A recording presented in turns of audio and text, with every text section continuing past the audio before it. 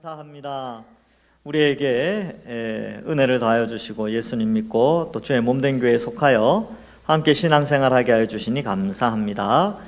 이 시간을 통하여서 우리가 교회를 바르게 이해하고 또 하나님이 기뻐하시는 교회, 또 하나님이 원하시는 참된 교회가 무엇인지 알아가며 우리가 속한 이 동산교회를 보면서 감사하며 또한 더욱더 하나님 기뻐하는 교회로 함께 기도하며 세워나가는 저희들 되게 하여 주옵소서. 귀한 은혜 내려주실 줄 믿사옵고 예수님의 이름으로 기도하옵나이다. 아멘. 여러분, 이 책은 교회에 대해서 전부를 이야기해 주진 않습니다. 그래서 흔히 이제 교회론 이렇게 표현하는데, 교회론에 대해서 일부분에 대해서 설명하는 책이에요. 그러니까 사실 교회를 설명한다라고 할 때는 상당히 넓은 의미를 가지고 있고 또 다양하게 이제 볼 수 있는, 그러니까 이 성경을 중심으로 해서 다양하게 볼 수 있는 것들인데 그 가운데 일부를 가지고 와서 책으로 또 교재로 만든 것입니다. 그래서 성경적 교회 책 이걸 다 봤다고 나 이제 교회 다 알아 이렇게 하는 게 아니고, 성경을 통하여서, 성경 66권을 통하여서 또 교회도 함께 생각해 보게 되는 것이죠. 우리 오늘은 몇 페이지입니까? 오늘은 139페이지. 교회의 표지, 마크에 대해서 설명하는데, 보통 교회가 이런 교회는 참된 교회다, 이런 마크가 있는 교회가 진짜 교회다 라고 했을 때 세 가지를 보통 이야기를 해요. 뒤에 이제 살피겠지만 말씀, 그 다음에 성례, 권징, 이 세 가지가 교회의 표지인데, 이 책에서는 특별히 말씀과 세례를 좀 강조하고 있습니다. 권징은 앞에서 했으니까요. 그래서 이 과에서는 말씀과 세례에 대해서 또 제자 삼는 것에 대해서 함께 살펴보겠습니다. 자, 139쪽 그 밑에 박스에 보시면 교회의 모든 성도는 다 예수님의 제자입니다. 이 표현이 재밌죠. 성도라고도 하지만 또한 제자이기도 합니다. 그래서 예수님의 제자, 예수님을 주님과 그리스도로 믿고 주님의 뜻으로 순종하며 사는 제자들인 것입니다. 그래서 여기 또 순종이라는 단어도 중요합니다. 그래서 성도는 제자요 순종하는 자예요. 이 세 가지가 좀 잘 맞아 떨어져야 됩니다. 자, 그리고 우리 주 예수 그리스도는 교회에게 명령하셨습니다. 가서 모든 민족으로 제자를 삼으라. 이 말은 성도로 삼고 순종하는 자로 세워라 라는 것이죠. 우리는 이 말씀을 흔히 대위임령이라고 표현합니다. 일종의 선교 명령으로 이해합니다. 그러나 이 말씀은 선교 명령일 뿐만 아니라 교회가 어떻게 세워지며 참된 교회는 어떤 교회인지 잘 보여주는 말씀이기도 합니다. 제자를 삼는 것은 결국 교회를 세우는 것이기 때문입니다. 그래서 제자가 모이는 공동체가 교회 공동체예요. 자, 그렇다면 교회는 어떻게 세워집니까? 라고 되어져 있지요. 첫째로 교회가 세워지는 것, 바탕은 바로 예수님의 십자가 복음입니다. 예수 십자가 복음, 이걸 전하여 믿도록 해야 합니다. 그래서 십자가 복음이 뭡니까? 우리가 원래는 하나님을 반역해서 형벌을 받았는데 그 형벌은 죽음과 지옥의 형벌이죠. 근데 예수님이 대신 죽어주시고 예수님이 대신 지옥의 벌을 받아 주셔서 누구든지 예수님을 믿는 자는 그 형벌에서 면제되어져서 이 대속의 은혜를 믿는 자는 이 대속의 은혜를 받아 영생을 누리고 천국에서 살도록 해주신 것이 바로 십자가 복된 소식입니다. 진짜 복된 소식 아닙니까? 이거 어떻게 좀 설명을 할까? 제가 이제 예전에 좀 생각해 본 거는, 이런 거 있잖아요. 우리 중에 3초만 지옥을 본다면, 여러분들 진짜 하나님이 3초만 지옥을 보여주셨다면, 여러분들 십자가 이 은혜 앞에 막 꼬꾸라져서 막 감사, 찬양과 눈물의 은혜에 감격할 수밖에 없을 거예요. 3초만 지옥을 본다면. 그 다음 반대로, 3초만 완성될 하나님 나라를 딱 보여주신다면, 그때도 눈물 흘리면서 감동하면서 감사 찬송하지 않겠습니까? 근데 이제 성경에서 이제 글로 표현했죠. 지옥은 이런 곳이다, 천국은 이런 곳이다. 그러니까 이 감이 잘 안 오는 거예요. 근데 실제로 보여준다면 어떨까? 안 믿는 사람 누가 있겠습니까? 그죠? 그만큼 우리가 이 예수님의 십자가 복음을 통해 누리는 이 감격은 어마어마한 겁니다. 면제됨, 누림. 지옥에서 형벌에서 면제되고 천국을 누리는 것이 바로 십자가 복음을 통해서 주어졌습니다. 이게 이제 우리가 믿는 사실이죠. 얼마나 감사한지요. 자, 이것을 믿도록 교회는 복음을 전해야 합니다. 교회의 터는 사도로부터 전해져 온 예수 그리스도에 대한 올바른 신앙 고백, 곧 예수 십자가 복음입니다. 에베소서 2장 20절. 너희는 사도들과 선지자들의 터 위에 세우심을 입은 자라. 이렇게 좀 잘렸네요. 이 사도들과 선지자들의 터, 이게 뭡니까?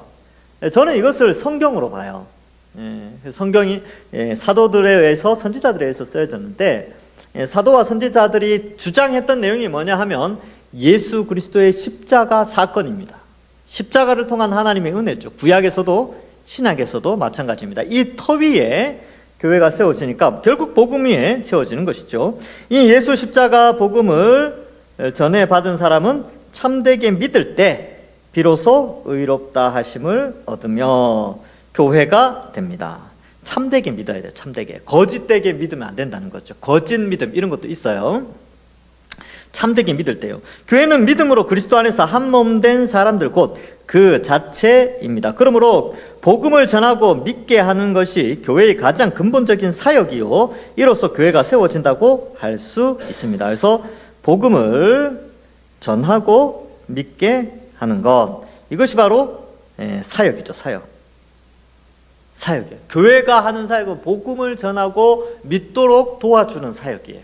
왜냐하면 이 세상은 이 복음을 믿지 않도록 방해하는 세력이 이 세상이 워낙 크기 때문에 이 세상에 나가 있으면 믿음이라는 게 잘 안 생겨요. 근데 교회 안에 오면 믿음이 자랄 수 있도록 도와줘야 되겠죠. 그러니까 말씀이 잘 선포되어져야 되고 잘 가르쳐야 되고, 그래서 교육부서가 너무 중요한 거예요.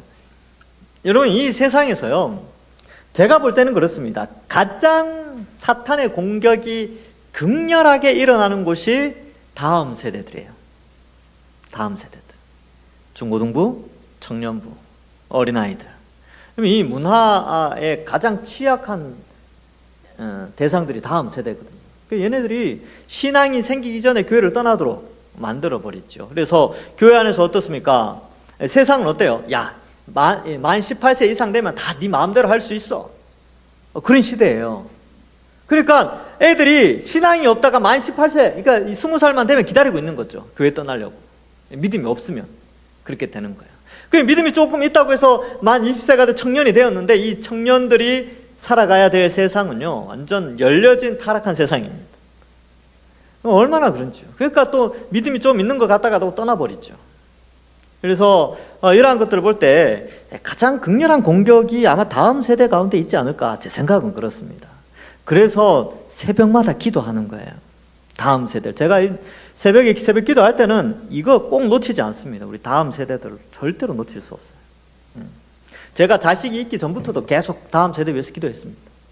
애가 태어나니까 더 기도하게 되더라고요. 여러분들도 마찬가지죠. 여러분들 손주들 태어나니까 얼마나 이쁩니까? 근데 손주들 위해서 기도해야 돼요. 우리가 혹은 여러분들이 자녀들이 자라던 그 시대보다 지금은 더 많이 타락했어요. 그렇기 때문에 이 교회는 이 사역을 감당해요. 복음을 전하고 믿도록 도와주는 이 사역, 이게 최고입니다. 모여서 놀고 이런 것도 중요하지만 이렇게 교제하고 노는 게 이유가 뭐냐면 복음을 전하여 잘 믿도록 하기 위해서 그게 도구로 쓰이는 거예요. 그게 사역은 아닙니다. 주된 사역은 예수님 믿도록 하는 것이죠. 자, 그런데 여기서 중요한 것은 교회를 이루는 사람들이 참된 신자냐 하는 것입니다. 교회가 온전하려면 교회의 회원이 온전한 신자여야 합니다. 이게 정회원이라고 되어 있는데, 정회원은 세례받은 교인을 의미합니다. 그래서 우리 교단에서도 정회원 제도가 있어요. 여러분, 공동의회 할 때 누가 선거할 수 있습니까? 누가 공동의회에 참여해요? 세례교인 이상이에요. 세례교인 이상. 그게 뭐냐면 정회원 제도를 이렇게 뒀다는 거예요. 세례받지 않은 사람은 참여할 수 없도록 정회원 제도가 있습니다. 그래서 정회원은 뭐냐면 세례를 참으로 받은 사람들을 의미합니다. 근데 이 책에서는 이 정회원 세례받은 자를 좀 세게 강하게 강조하고 있어요. 그래서 온전한 신자여야 한다. 어떤 사람은 참되게 믿는지를 어떻게 합니까? 그의 신앙 고백이 진짜이를 알려면 중요한 것이죠. 그의 삶을 보면 됩니다. 삶. 그래서 믿음이라는 것은 삶과 분리되지 않아요. 믿음이 있다라고 할 때 그 믿음은 반드시 그 삶의 행동으로 나타날 수밖에 없어요. 이걸 야고보가 그렇게 강조를 한 겁니다. 근데 야고보만 강조한 게 아니죠. 성경 66권 전체 강조한 것입니다. 그래서 하나님을 믿는다면 순종이 있어야 합니다. 그래서 믿음과 순종은 같이 가는 겁니다. 지난주 설교에 이야기했죠. 믿음과 순종은 같은 말이에요. 그래서 누구든지 그의 열매로 알 수 있기 때문입니다. 마태복음 7장 20절 그 열매로 알리라. 참되게 믿는 사람은 여기 있죠. 이러므로 그들의 열매로 그들을 알리라 되어 있는데, 참되게 믿는 사람은 예수님의 가르침과 본을 따르는 제자로서의 삶을 삽니다. 그렇지 않다면 어떤 말을 하더라도 그는 예수님의 제자가 아니며 참된 믿음을 가졌다고 볼 수 없습니다. 예수님과 그분의 십자가 복음이 생명이여 영광임을 믿는다고 하면서도 그 믿음대로 살지 않는다면 말이 되지 않습니다. 그래서 예수님은 믿게 하라는 말보다 더 적극적으로 분명하게 제자로 삼으라고 말씀하신 것입니다. 여러분, 2000년 전에 제자는요, 스승과 늘 함께 했어요. 그리고 스승의 모습을 닮아가는 자가 제자입니다. 그래서 예수님이 제자들과 함께 늘 동행하시고 함께 먹고 함께 거주하시고 그랬거든요. 왜? 닮아가도록 하려고. 그래서 아마 그 12제자들이 예수님의 말투나 뭐 농담 이런 것도 많이 좀 따라하지 않았을까. 왜냐하면 제가 그렇더라고요. 제가 존경하는 스승 목사님들과 함께 있으면요, 그분들이 쓰는 농담까지 막 어느 날 집사람한테 하고 있더라고요. 그러니까 이것도 따라하는구나. 그러니까 스승과 함께하면 그 스승의 작은 것까지도 따라하죠. 그리고 이제 가장 제자가 누구인지를 잘 알 수 있는 것은 여러분들 자녀들 보면 돼요. 자녀들. 여러분들의 말투를 기가 막히게 따라합니다. 따라해요. 왜냐하면 늘 함께 하니까. 그게 이제 제자죠. 삶으로 나타나게 돼 있어요. 자, 그래서 이런 제자로 삼으라. 둘째로 삼위 하나님의 이름으로 세례를 베풀어야 됩니다. 세례. 자, 교회의 마크를 지금 하고 있어요. 교회의 마크인데, 교회 마크에서 첫 번째는 믿도록 예수 십자가 복음을 전파하는, 말씀을 전파해서 그렇게 살도록 도와주는 것이고, 두 번째로는 세례를 베풀어야 됩니다. 세례는 믿음으로 거듭나고 의롭다 하심을 얻은 공적으로 확증하는 표입니다. 세례를 받지 않아도 믿음이 있죠. 맞아요. 세례 안 받아도 믿음이 있어요. 근데 내가 믿음이 있다라는 표시로 교회는 세례를 받도록, 또 예수님은 세례를 받도록 명령을 하셨습니다.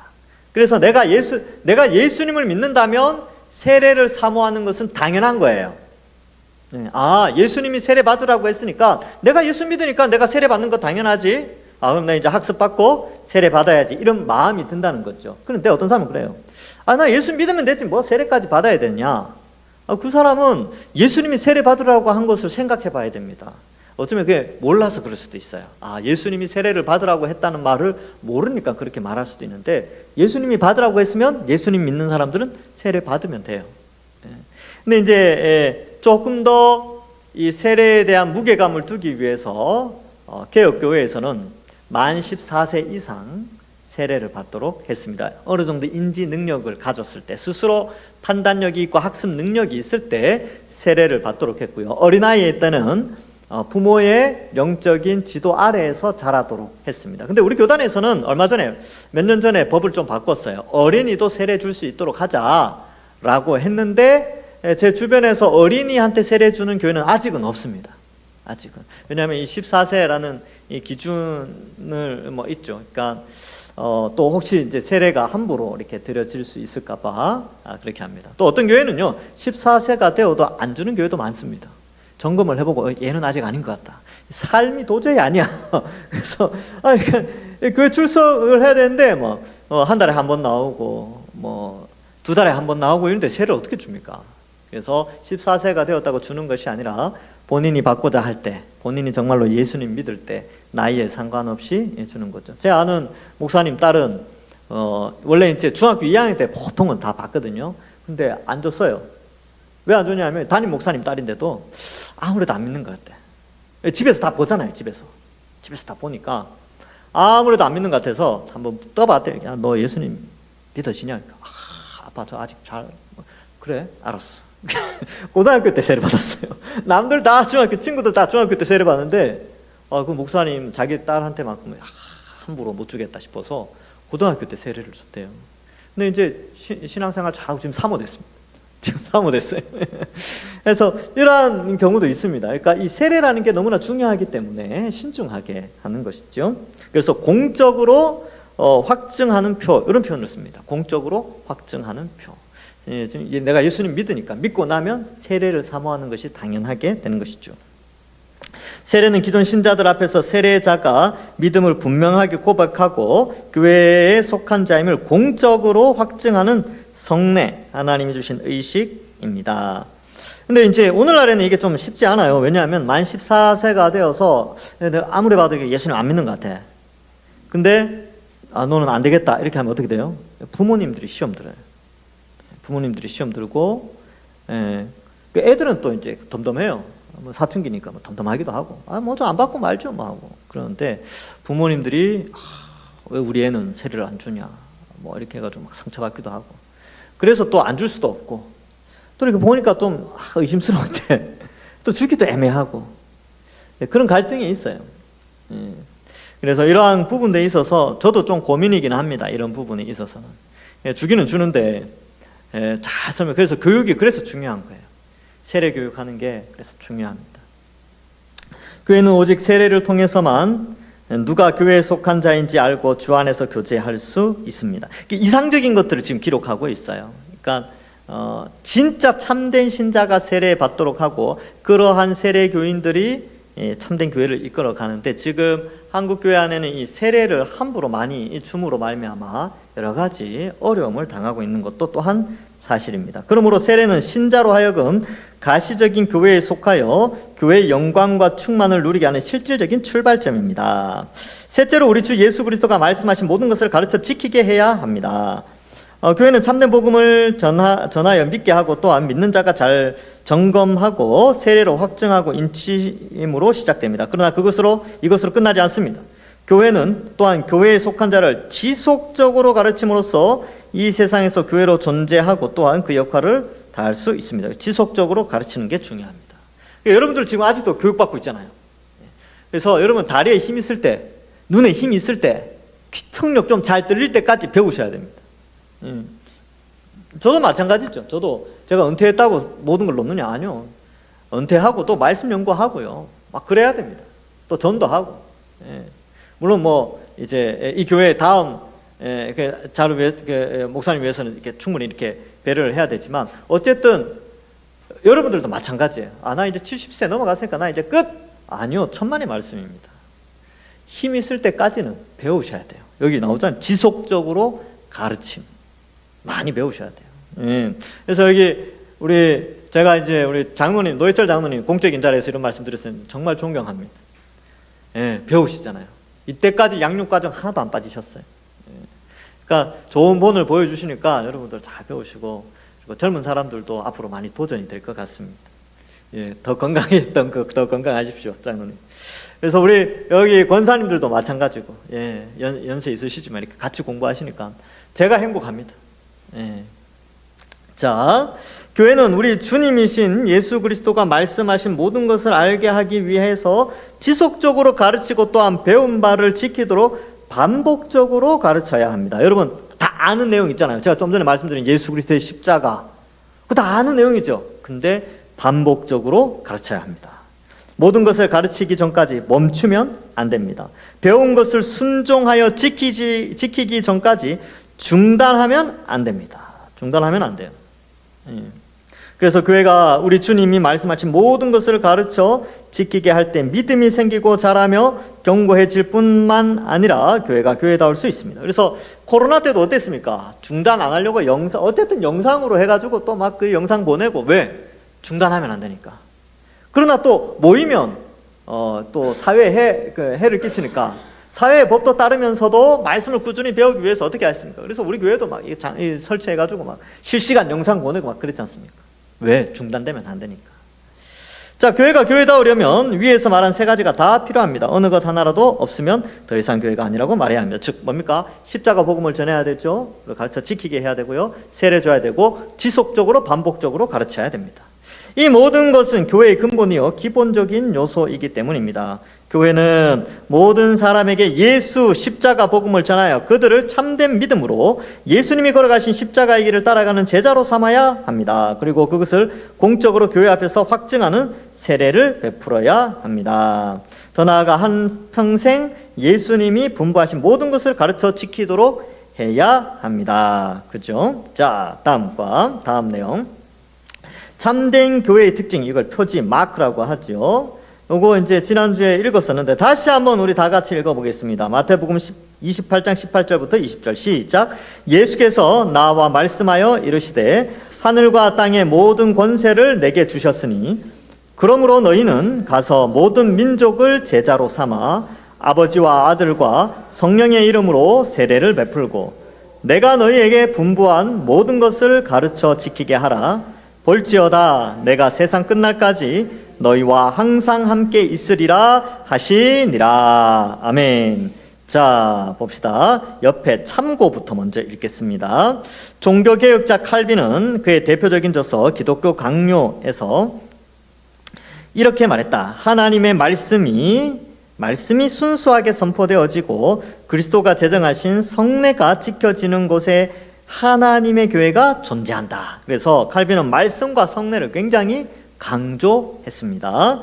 종교개혁자들은 참된 교회의 표지 나오죠. 특징, 마크스 이렇게 되어 있는데 이 다음 세 가지로 제시했습니다. 첫 번째, 말씀의 순수한 전파, 성례의 정당한 집행. 성례라는 것은 세례와 성찬을 포함합니다. 권징의 신실한 시행. 이 세 가지 표지가 시행되고 있다면 그 교회는 참된 교회라고 할 수 있다는 것입니다. 그래서 요거를 여러분 제가 이제 이것도 신학교에서 그렇게 배웠어요. 신학교에 교리 신학을 배울 때 교회의 표지를 배울 때 요 세 가지 외우라고 막 이렇게 이제 외웠던 기억이 있습니다. 교회의 표지 마크 그러면 말씀, 성례 그리고 권징. 근데 이게요, 여러분 제가 피택자 교육할 때 헌법에도 이거 가르치고 그 다음에 이 세례교육에도 이 내용이 나오게 됩니다. 그래서 이런 것들도 함께 좀 살펴볼 필요가 있지요. 자, 1번. 하늘과 땅의 모든 권세를 가지신 주 예수 그리스도는 교회와 항상 함께 있겠다고 약속하셨습니다. 그런데 그것은 온전한 신자로 이루어진 온전한 교회일 때만 가능합니다. 이를 위해 교회는 처음 전도를 할 때에도 예수님의 말씀과 본을 온전히 따르는 제자가 되기를 요구해야 합니다. 자, 이게 처음 전도할 때 제자가 되기를 요구해야 돼요. 그래서 제자가 된 후에도 계속해서 예수님의 말씀하신 모든 것을 가르쳐 지키게 해야 합니다. 이러한 점들을 고려할 때 참된 교회의 가장 중요한 특징은 무엇이라고 할 수 있습니까? 십자가 복음을 전파하는 거예요. 자, 그러면 우리 교회에서는 새가족이 왔을 때 어떻게 하느냐? 총 8과의 성경 공부를 통하여서 거기에 이제 복음의 기초를 좀 가르쳐 주고 있습니다. 근데 거기에 보면 이제 그런 내용이 나와요. 예수님 믿으면 고난을 각오하셔야 됩니다. 뭐 이런 내용도 나옵니다. 그러니까 이게 뭐냐면 처음 예수님 믿을 때부터 이 세상의 다수의 세력에 의한 이 세상과 성경, 소수를 하나님 택하신 소수의 사람들의 가치관, 성경적 가치관이 다르다는 것을 아예 가르쳐 주면서 예수님 믿는 것에는 십자가의 길이 있다는 것을 알려줘야 돼요. 그래서 처음 전도할 때 제자가 되기를 요구해야 하는 것입니다. 자, 2번. 세례는 예수님의 참된 제자가 되었음을 확증하고 인치는 거룩한 의식, 성례입니다. 타락한 교회의 특징 중 하나는 거듭나지 않은 사람에게 세례를 함부로 주는 것입니다. 세례를 함부로 주지 않기 위해서 어떻게 해야 하는지 아래 글들을 읽어보십시오. 이렇게 되어 있죠. 그래서 세례를 함부로 주어서는 안 된다. 자, 세례는 거듭남과 믿음의 참됨을 인칠 뿐만 아니라 영광스러운 주님의 교회의 회원으로 받아들이는 의식이다. 따라서 세례가 타락하면 교회가 타락한다. 그래서 세례를 함부로 주면 거듭나지 않은 사람을 교회의 정회원으로 받아들여 교회를 해방할 기회를 주기 때문이다. 그래서 세례가 함부로 베풀어지면서 참 믿음을 가지지 않기 때문에 교회 안에 여러 가지 분열의 요소가 되어지기도 합니다. 그래서 참된 신자가 어떻게 저렇게 교회 안에 저렇게 말을 하지? 어떻게 저렇게 행동을 하지? 이런 부분들을 보면 어떻게 보면 세례를 함부로 줘서 그렇고, 결국 세례를 함부로 주기 때문에 직분도 함부로 주게 되는 것이지요. 그래서 이러한 부분들에 있어서 신중해야 되고, 그래서 교육이 중요합니다. 잘 가르치면 돼요. 잘 배우면 되고. 그러니까 잘 가르쳐야 세례도 바르게 할 수 있고, 또 앞에서 했지만 직분도 잘 세울 수 있습니다. 자, 거기 보면 이런 자들은 종종 교회에서 하나님의 말씀을 배우기를 싫어하며, 그러니까 이제 싫어한다는 거예요. 말씀을 가르친다고 막 싫어해. 이런 사람 특히 말씀을 이야기하면 싫어한다니까요. 그래서 설교 시간에 그냥 안 들어. 눈 감고 있든지 딴 생각하고 있죠. 그렇죠. 참된 진리를 우습게 여기죠. 아유, 설교 다 아는 내용인데 이렇게 여긴다는 거죠. 우습게 여기고 주님의 말씀에 명백히 불순종하며 도리어 죄를 범하고 교회 안에 세상의 악한 것들을 들여오는 통로의 역할을 하게 됩니다. 악한 사상을 가져오는 거죠. 그래서 세속적인 사상, 이렇게 막 돈을 추구하고, 음란을 추구하고, 유행을 추구하고, 이 세상에 그런 것들 있잖아요. 그런 것들을 막 갖고 들어오는 것이죠. 그래서 그러므로 세례를 주려면 교회는 다음에 두 가지를 점검해야 됩니다. 첫 번째, 온전한 신앙 고백.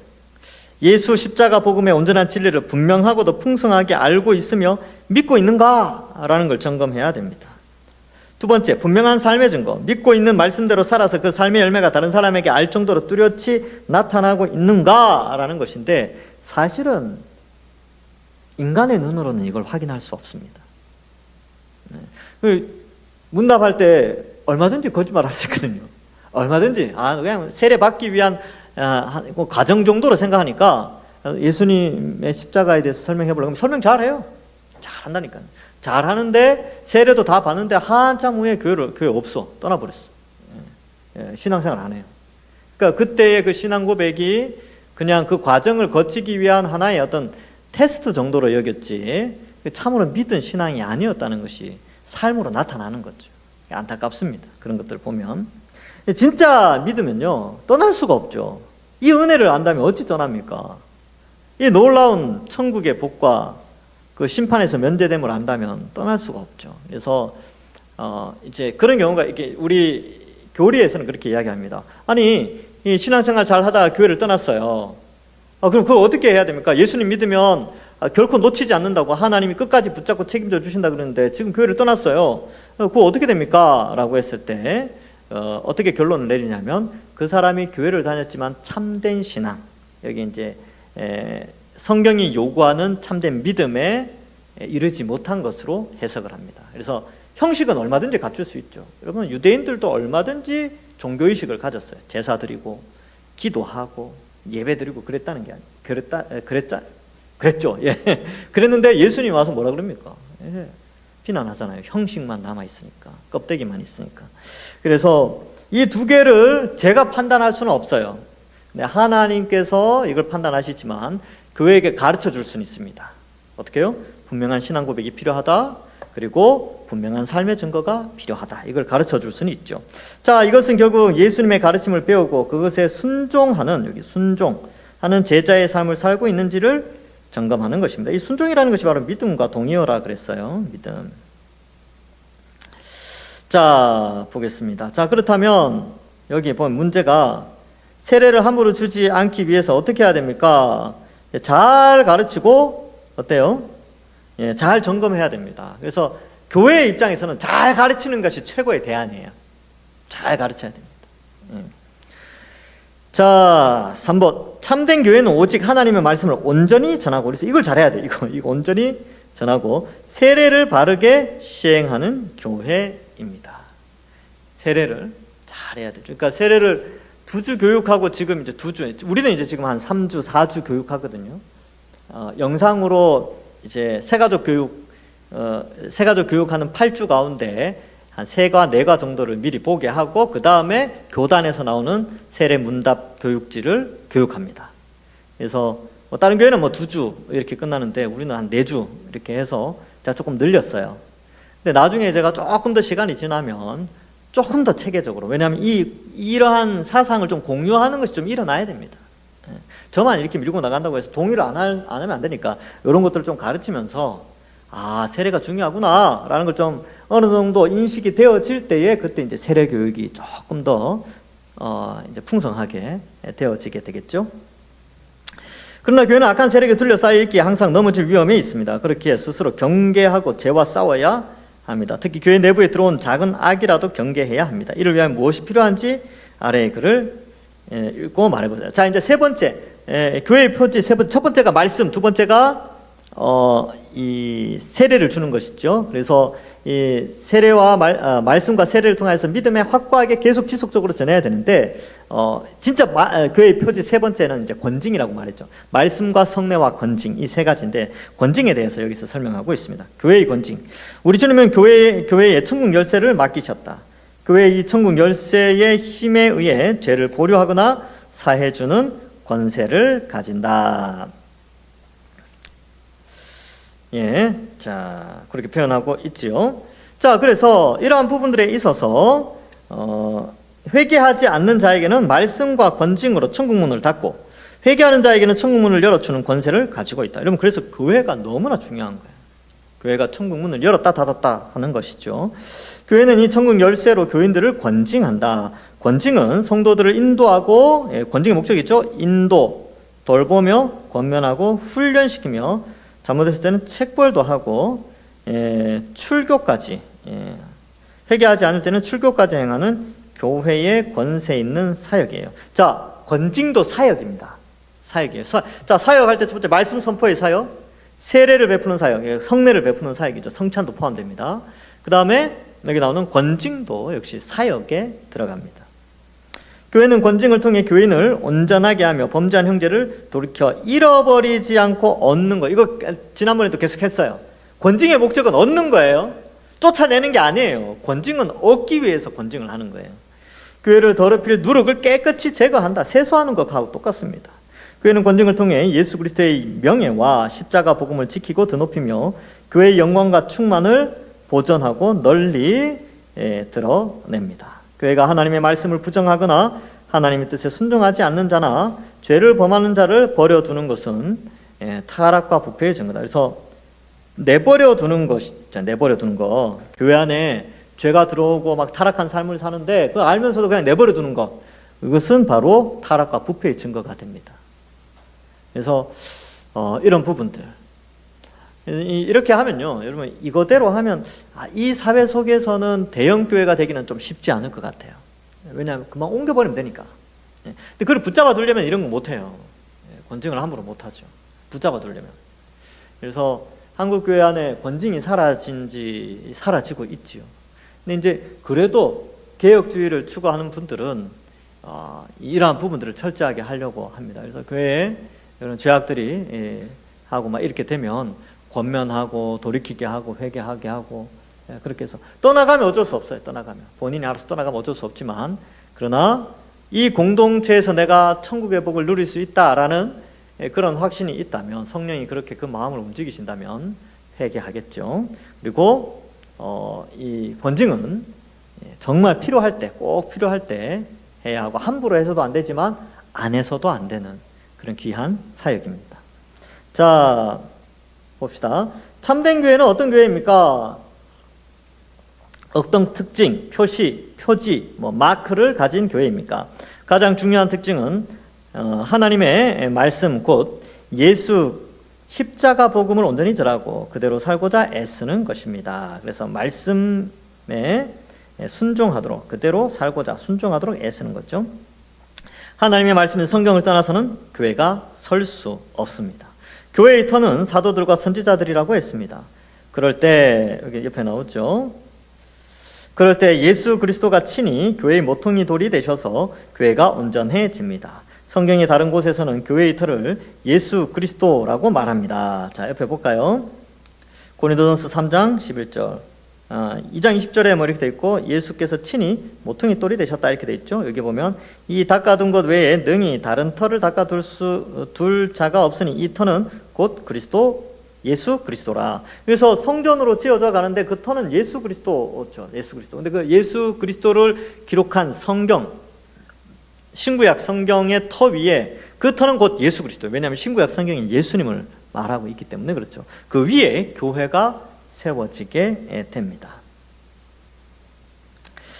자, 이 둘은 다른 말이 아닙니다. 사도들과 선지자들은 그리스도의 비밀 곧 예수 십자가 복음을 성령님의 나타나심으로 말미암아 안 자들입니다. 교회의 터로서 예수 그리스도는 예수님이 주님과 그리스도로서 행하신 십자가 사역을 가리킵니다. 그래서 교회는 십자가 중심으로 세워지는 거예요. 예수 그리스도의 십자가 사역 위에 교회가 세워진다. 이게 비유적인 표현인데 그만큼 십자가 복음이 중요하다라는 것이죠. 결국 교회의 터는 다 우리 주님이신 예수 그리스도와 그분이 행하신 십자가 사역을 말하는 것이고, 예수 그리스도와 십자가 사역이죠. 우리는 이를 예수 십자가 복음이라고 부릅니다. 다 아는 건데 왜 자꾸 교회에서 반복하느냐. 이게 중요합니다. 근데 희한하게도요, 저는 지금도 그렇습니다. 예수님의 십자가 이야기만 들어도 전 감격이 있어요. 강단에서 십자가 복음 이런 거 이야기하면요, 얼마나 감동이 되는지 몰라요. 예전에 이제 어떤 연예인이 상을 받을 때 그렇게 수상소감을 했어요. 나를 위하여 대속의 피를 흘려주신 십자가, 예수님의 십자가에 감사하고 뭐 그런 이야기를 했어요. 그 뒤로 잘 안 나와요. 방송에서 그렇게 이야기했다고 잘 안 나오는 것 같아요. 지금 뭐 결혼해서 뭐 어디 살고 있다는데 그 아주 유명한 연예인이죠. 개그맨이었죠. 하여튼 그렇게. 근데요, 저는 그게 참, 이 친구는 진짜 진짜구나. 십자가, 예수님의 십자가 복음을 알고 있는 거죠. 예수 십자가 복음을 떠나서 교회가 설 수 없습니다. 교회는 이 복음을 믿음으로 그리스도 안에서 모든 죄를 사함받고 의롭다 하심을 얻은 성도들 그 자체라고 이미 말했습니다. 그러니 이 복음이 없는 교회가 어떻게 가능하겠습니까? 교회가 다른 교회들이 행하는 모든 종교적 형식을 다 갖추었다 할지라도 이 복음을 말하지 않고 믿지 않는다면 이는 더 이상 교회가 아닙니다. 그렇죠? 그래서 제가 옛날에 이게 예화인지 진짜인지 모르겠어요. 저도 이제 설교를 통해서 들었는데 어떤 목사님 그러더라고요. 어떤 성도가 자기 교회를 왔대요. 교회 왔는데 왜 왔냐 그러니까 원래 교회를 다니고 있었는데 자기 친한 사람을 그 교회를 데리고 왔는데 자기도 그 교회를 다니지만 여기서는 왠지 구원 못 받을 것 같아서 이 교회로 왔다는 거예요. 왜 그렇게 생각했냐, 왜 교만하게 여긴 거죠. 왜 그렇게 이야기했냐 그러니까 저는 예수님의 십자가에 대한 이야기를 잘 못 들어봤어요. 강단에서 그 이야기를 안 하시고 그냥 뭐 늘 복받고 축복받고 병난 이야기 뭐 이런 것만 계속 이야기하고 간증 이런 것들이 설교 시간에 선포되니까 아무래도 자기가 성경 읽어보니까 이게 저 설교를 듣고는 도저히 구원받을 수 없을 것 같아서 교회를 옮겼대요. 그래서 그 목사님이 그걸 이제 제가 설교를 하는 걸 제가 들었는데 진짜인지 아닌지는 모르겠어요. 하여튼 그런 내용이 있다면 만약에 그게 비유나 예화라더라도 그렇다면 이제 문제가 있는 것이지요. 강단에서는 복음이 그대로 전파되어져야 되고 복음 가운데 말씀 가운데 십자가와 관련된 것들이 있다면 담대하게 전해야 되는 것이죠. 그래서 교회는 십자가 복음이에요. 이것이 이제 뭐 상징적으로 교회 이제 십자가 모양을 우리도 이제 곧 종탑 세울 겁니다. 걱정하지 마십시오. 준공이 떨어졌기 때문에 공사가 이제 진행될 겁니다. 어쨌든 이 십자가가 주는 상징성이 있어요. 자, 봅시다. 십자가 복음을 떠나서는 교회가 설 수 없습니다. 이건 아주 중요한 거죠. 교회는 이 복음을 믿음으로 그리스도 안에서 모든 죄를 사함받고 의롭다 하심을 얻은 성도들 그 자체라고 이미 말했습니다. 그러니 이 복음 없는 교회가 어떻게 가능하겠습니까? 교회가 다른 교회들에 행하는 모든 다 읽었죠, 그렇죠? 자, 터이신 예수 그리스도를 떠나 다른 것을 토로 삼는 사이비 단체에 불과합니다. 그러니까 십자가 복음을 전하지 않으면 사이비 단체가 된다는 거예요.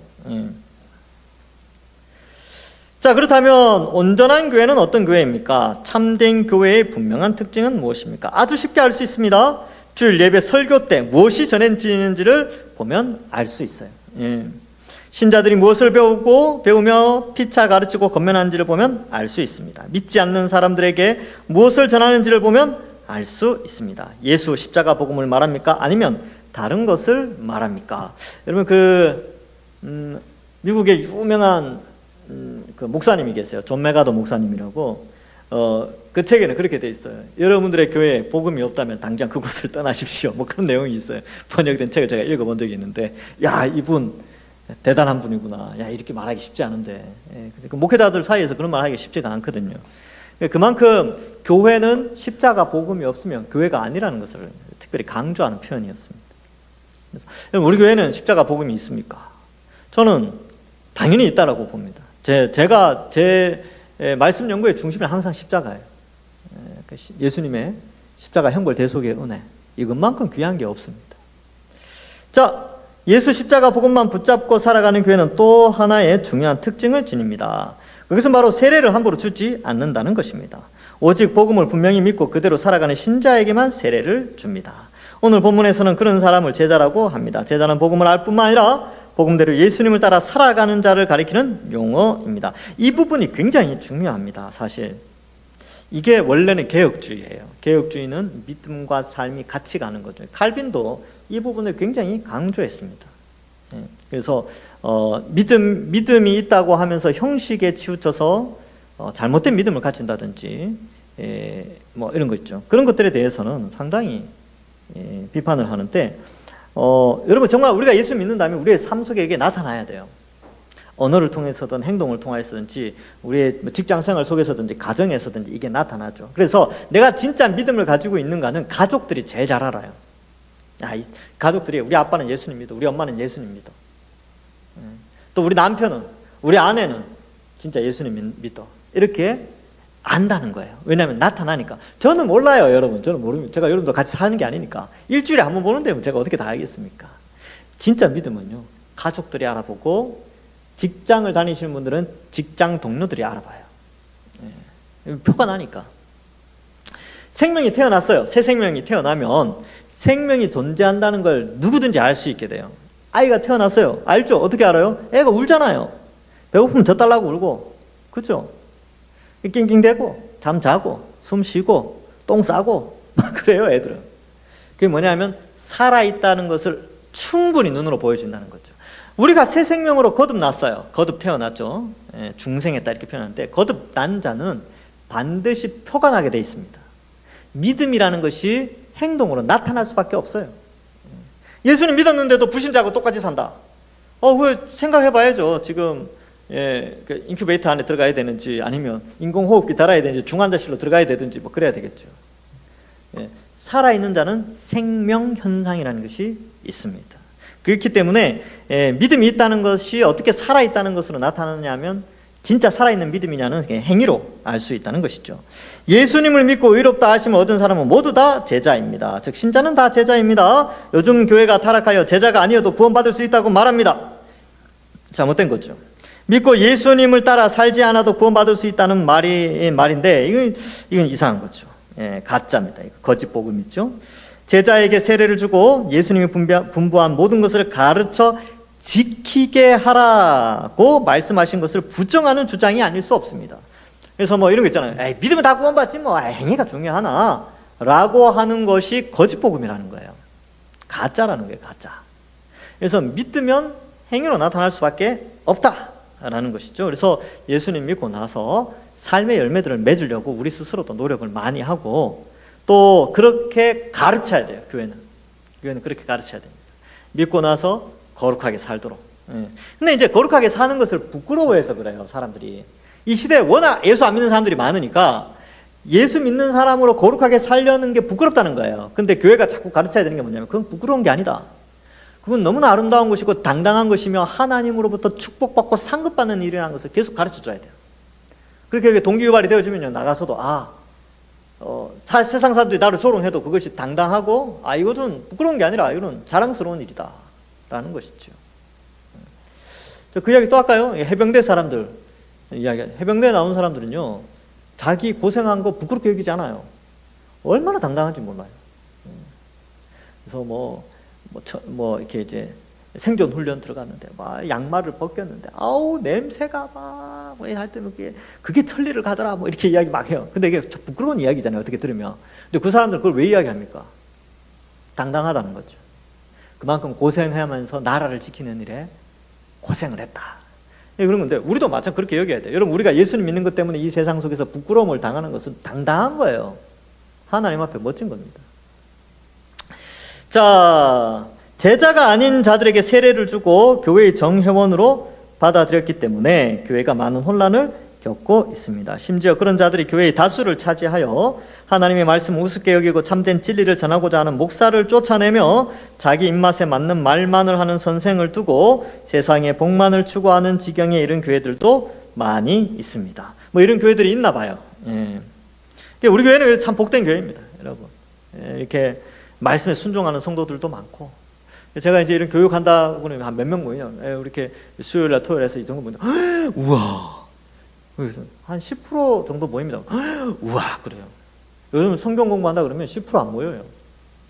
근데 우리는 10% 이상 모이거든요. 그러니까 얼마나 귀합니까? 저도 복 받았고 여러분들도 복 받았습니다. 그래서 이런 교회, 이게 앞에 나오는 이렇게 말씀에 순종하지 않고 막 그죠, 순종하라 그러면 막 싫어하고 이런 교회들에 대해서, 이런 교회는 더 이상 교회가 아닙니다. 참된 교회의 시작은 참된 신자가 교회의 정회원이 될 때 가능하기 때문에 그렇습니다. 교회의 타락과 부패는 교회의 가짜 신자들을 받아들이는 것에서만 오지 않습니다. 비록 교회의 정회원이 세례 교인이 되었다 할지라도 중간에 언제든지 거짓 교리를 믿고 죄를 범할 수 있기 때문에 그렇습니다. 여러분, 세례 받았다고 죄 안 짓습니까? 죄 지어요. 그렇죠? 근데 세례 받아서 그 세례가 참된 세례라면 범죄하더라도 그 사람은 반드시 회개합니다. 마음의 찔림이, 왜냐하면 성령이 그 속에서 역사하기 때문에요, 그 사람의 마음을 후벼 파요. 잘못했다라고 깨닫게 해줍니다. 말씀을 통해서라든지. 그렇죠? 그래서 범할 수는 있어요. 그렇죠? 여러분, 저는 어쨌든 긴장하면서 살지만 목회자니까 더. 근데 그래요. 얼마든지 가능성이 있다. 저는 그 생각을 합니다. 저도 범죄할 수 있죠. 그래서 어쨌든 말씀 가운데 순종하려고 노력하지만 얼마든지 우리 주변에는 많은 유혹의 손길들이 있기 때문에 조심하고 있고, 그러기 위해서 무장하고 있는 거예요. 말씀과 기도로 무장하는 거예요. 무장하면 안 넘어가요. 무장하면 웬만한 죄 넘어와도 그게 우습게 여겨져요. 근데 무장하지 않으면 공격당하죠. 교회가 그런 일을 행하는 자들을 그냥 둘 때 무너지기 시작합니다. 그래서 그러니까 이제 교회의 사역은 그거예요. 죄에 무너지지 않도록 강하게 무장시키는 것. 그러니까 지속적으로 반복적으로 말씀을 가르치고 그래야 되죠. 그리고 세례를 함부로 주지 않도록 그렇게 하는 거죠. 그래서 교회는 우리 주님이 주신 천국 열쇠를 사용하여 권징을 해야 합니다. 죄가 들어올 때는 권징하면 돼요. 권징이 어려운 게 아니고, 권징에 대한 이야기가 나왔을 때는 회개하면 됩니다. 어려운 거 아니에요. 제일 좋은 권징은 그랬죠. 설교를 통하여 깨닫고 회개하는 게 제일 좋다고 그랬어요. 개인적으로 1대1로, 아니면 두세 사람이 가서, 아니면 교회가 뭐 이렇게, 그 과정 전에 말씀 듣고 회개하는 게 최고로 좋은 회개죠. 권징은 성도들을 인도하고 보호하고 훈련시키며 책벌하고 출교할 수 있는 교회의 권세와 사역이죠. 어쩌면 이거는 이제 영적인 수술 때예요. 수술은 고통스럽잖아요. 마취도 해야 되고 째야 되고. 마취 풀리면 어떻습니까? 아프죠. 수술해 보신 분들은 알 겁니다. 얼마나 아픕니까? 수술할 때는 겁이 나서 그렇고, 수술 끝나고 나면 아파서 이제 아물 때까지 아프죠. 권징도 그런 거예요. 교회 안에 염증 같은 게 아니면 악한 것들이 들어왔어요. 그걸 잘라내는 데는 고통이 있습니다. 그게 아물 때까지는 좀 고통이 있죠. 그러나 그래야 건강해집니다. 수술하고 건강하신 분들 얼마나 많습니까? 지금 이 시대는 자기 일에 간섭하는 것을 싫어하는 악한 시대입니다.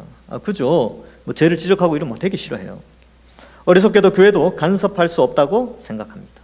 교회가 목사님이 내 삶에 왜 간섭하느냐, 이렇게 생각한다는 거예요. 그래서 더 그렇게 되죠. 왜냐하면 이제 자녀들을 하나 둘씩 넣잖아요. 이제 결혼을 늦게 하면 둘 낳기가 힘들어요. 제가 그 증인입니다. 제가 결혼을 늦게 하고 늦게 태어났어요, 애가. 제가 40 넘어서 42에 예준이를 낳았거든요. 우리 아버지가 42에 할아버지가 됐어요. 제 42에는. 그러니까 그때는 이제 젊어서 결혼을 하면 아이들을 많이 낳고, 아이들이 자기 형제들을 통하여서 통제되어지고 잔소리 듣는 거 익숙해지고 많이 익숙한데, 하나 넣으면요 잔소리 듣는 거 싫어해요. 그리고 간섭당하는 거 싫어합니다. 그리고 또 부모가 그렇게 키워요. 또 이 시대가 또 그렇게 돼 있죠. 그러니까 앞으로 더 교회가 뭔가 권징을 한다, 뭔가 지적을 한다 그러면 더 거부 반응이 일어날, 꼭 그런 건 아니지만, 다 그런 건 아니지만 그럴 수도 있겠다라는 생각을 제가 해보게 애탭니다. 이제 저출산 문제 때문에 저출산 문제 중에 여러 가지가 있는데 그 중에 하나는 일찍 결혼해야 된다는 건데 참 우리 사회 속에서 일찍 결혼하는 게 쉽지가 않아요, 그렇죠? 왜냐하면 여러 가지로 다 갖춰서 결혼하려고 하니까. 그래요. 제가 기도하고 있습니다. 20대 때 결혼, 우리 다음 세대들 20대 때 결혼할 수 있게 해달라. 그래서 우리 아들도 20대 때 결혼하도록 제가 기도하고 있습니다. 일찍 결혼해야 애를 낳거든요. 근데 그런 의지를 가진 또 자매를 만나야 되겠죠. 자기도 그런 의지를 가져야 되고. 그래야 다자녀를 낳을 수 있어요. 많이 낳을 수 있습니다. 키우는 건 뭐 하나님 키워주시겠죠. 숟가락 들고 태어난다 그러지 않습니까? 어쩌다가 여기까지 태어나갔죠? 자, 지금 이 시대에는 간섭받는 거 싫어해요. 그래서 간섭받는 거 많이 싫어합니다. 그래서 제가 이제 이렇게 보니까, 간섭을 싫어하니까 설교 때, 하나님이 설교를 통하여서, 진짜 이 권징의 역사도 말씀을 통해 일어나도록 가끔씩 그런 이제 기도를 합니다. 세례사역을 할 때 교회의 치리와, 이거 분명히 나오죠. 교회의 치리와 관할에 복종하겠습니다. 이거 이제 질문하거든요. 이렇게 세워가지고 이렇게 이제 맹세하게 하죠. 그래서 교회의 치리와 관할에 복종하겠느뇨? 이렇게 질문하면 어떻게 해요? 네! 이렇게 대답한단 말이죠. 근데 치리 관할하면 이제 막 싫어하고 막 그러긴 해요. 근데 맹세했으면서도 이를 잊어버리고 마음대로 행합니다. 제가 이제 은혜 많이 받는 의식이 하나 있는데, 첫 번째는 결혼식이에요. 제가 주례하는 결혼식 말고 다른 사람이 주례하는 결혼식에 참여해서 제가 결혼할 때를 생각해요. 내가 저렇게 살고 있는가. 그러면서 이렇게 결혼식에 가서 저는 은혜를 좀 많이 받는 편입니다. 그래서 아내를 다시 생각하고 가정을 다시 세우고자 하는 그런 마음을 리프레시하게 되고요. 두 번째로는 목사 안수 받을 때 제가 꼭 가요. 그러면 왜냐하면 그 목사 안수 받는 사람들이 일어나가지고 선서하거든요. 그럼 내가 예전에 뭘 선서했는지를 기억해요. 내가 저런 거 고백했구나. 왜냐면 잊어버리니까. 그래서 내가 저래야 됐습니다. 내가 저 마음이 있어야 되는데. 그런 걸 다시 이제 한단 말이죠. 여러분들도 이제 이번 주일날, 다가온 주일날 세례식 한단 말이죠. 세례 받는 사람들이 뭘 고백하는지 잘 들어보세요. 내가 세례 받을 때 저거 이야기했구나. 그런 것들 있죠. 임직식도 마찬가지입니다. 이제 원래는 임직식을 우리 교단에서 주일날 임직식 하도록 했어요. 그래서 우리도 이제 임직식을 주일 하게 될 때 성도들이 와서 임직 때, 내가 옛날 임직 때 저런 거 고백했구나. 이런 거 이제 기억하는 것이죠. 그래서 잊어버리지 않도록 하고요. 교회가 바른 진리 곧 예수 십자가 복음을 지키고 붙잡으며 그 복음에 따르는 거룩한 삶을 살기 위해서는 주님이 주신 천국 열쇠로 권증을 제대로 시행해야 합니다. 그래서 교회를, 복음을, 신자를 지켜야 합니다. 그래서 교회도 지키고요, 복음도 지키고요, 신자도 지켜야죠. 그것이 바로 참된 교회입니다. 우리 동산교회가 바로 이런 교회가 되도록 같이 만들어 가야 됩니다. 같이. 그러니까 지금 이걸 가르치는 이유가, 여러분 우리가 이 동산교회를 생각할 때 어떤 교회관을 가지고 있었습니까? 근데 이런 거 배우고 나니까 조금 더 교회가 더 귀하게 여겨지지 않습니까? 조금 더 이렇게 신령한 교회처럼 여겨지지 않습니까? 저도 마찬가지. 저도 이거 몇 번 가르쳤는데요. 또 볼 때마다 그래요. 내가 이 신령한 일을 감당하고 있구나. 이런 생각을 합니다. 중직자들도 다 이 생각을 가져야 됐죠. 자, 1번, 2번을 읽어보시고요. 3번 읽어보겠습니다. 3번. 교회 정회원에 대해 권징하지 않는 교회가 많이 있습니다. 특히 죄에 대해 회개하도록 권면하고 그 책임을 묻는 책벌로서의 권징은 거의 하지 않고 있습니다. 죄를 범하는 교인을 바로잡아 교회 안에 이단적 사설이나 죄의 영향력이 들어오지 못하도록 하는 권징이 이루어지기 위해서 교회는 어떤 태도를 가져야 하며 교인들은 어떤 자세로 수용해야 합니까? 옆에 참고 봅시다. 권징은 이렇게 되어 있죠. 권징은 교인을 이게 중요합니다. 사랑하기 때문에 권징하는 거예요. 자녀들 사랑하니까 꾸짖고 하는 거죠. 사랑하여 그 영혼을 보호하기 위해서, 보호하고 양육하기 위해서 교회가 행하는 적극적인 지도입니다. 교인도 교회의 권징을 통해 올바르고 안전한 신앙의 길을 걸어가려고 애써야 합니다. 피하려고 하시면 안 돼요. 그래서 이제 하는 거죠. 목사에 대한 권징은 노회에서 합니다. 노회에서 목사에 대해서 권징을 하고요. 또 그 외에 장로, 중직자들 같은 경우는 다 교회에서 치리회가 있습니다. 근데 거의 안 해요. 거의 안 하고, 대신에 제일 좋은 것은 다시 한번 강조해요. 제가 벌써 한 3번째 강조하는 것 같은데, 설교 말씀을 통하여서 회개하는 것이 가장 좋습니다. 그게 가장 좋은 권징이요, 회개의 길이요, 교회와 또 신자와 또 이런 복음을 보호하는 길입니다. 오늘은 여기까지 하겠습니다. 예, 진도를 조금 빨리 나갔습니다. 우리 잠깐 기도하고 마치겠습니다. 여러분, 우리 이번 주일 날이 성례식입니다. 그래서 입교, 합숙 세례, 입교, 유아 세례, 그 귀중한 성례식이 하나님의 은혜 가운데 잘 치루어지도록 특별히 올해 이 가을에는 이것을 배우신 여러분들은 더 큰 은혜가 넘치는 시간이 되게 해달라고, 또 우리 교회가 참된 신자들을 잘 세워나가는 교회가 되게 해달라고 기도하시고, 말씀과 성례와 건징이 동산교회 안에 풍성할 수 있도록, 그래서 참된 교회, 좋은 교회 되도록 그렇게 이 시간 잠깐 기도하고 제가 기도하고 마치겠습니다. 하나님 아버지, 은혜를 감사합니다. 우리를 택하여 구원하여 주시고 하나님 자녀 삼아주시며, 또 하나님 앞에 이 저녁 시간에 피곤한 몸이지만 함께 공부할 수 있도록 은혜 내려주시니 감사합니다. 참된 좋은 교회, 교회의 표지가 말씀 선포와 또 성례 집행과 또 건징이라고 하였사오니, 아버지 하나님, 말씀이 온전히 지속적으로 반복적으로 잘 십자가 복음, 예수 십자가 복음이 잘 선포되는 교회가 되게 하시고, 아버지 하나님이여, 세례와 성찬이 정당하게 베풀어져서 아버지 하나님이여, 세례를 함부로 베푸는 것이 아니라 신중하게 베풀고, 또 세례 교육이 더욱더 체계적이고 더 잘 배워서 아버지 하나님, 이 세례가 더욱더 의미 있게 세워지는 그러한 우리 성례식이 될 수 있도록 도와주옵소서. 이번 주에 학습과 세례와 또 입교와 또 유아 세례가 베풀어집니다. 하나님, 그 성례식을 통하여 우리 그 당사자들뿐만 아니라 모든 성도들이 함께 은혜 받는 시간이 될 수 있도록 도와주시고, 또한 성찬식을 통하여 예수님의 살과 피의 의미를 잘 깨닫고 은혜 받는 귀한 시간이 되게 하여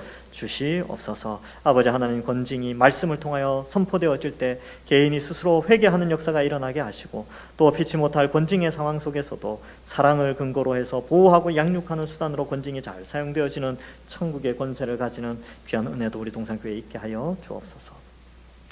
하나님 감사합니다. 우리 동산교회를 사랑하시고 더욱더 하나님의 신령한 예수님의 몸된 주님의 교회가 될 수 있도록, 주님의 몸된 교회 되도록 인도하여 주옵소서. 감사드리옵고 예수님의 이름으로 기도하옵나이다. 아멘. 수고하셨습니다. 감사합니다.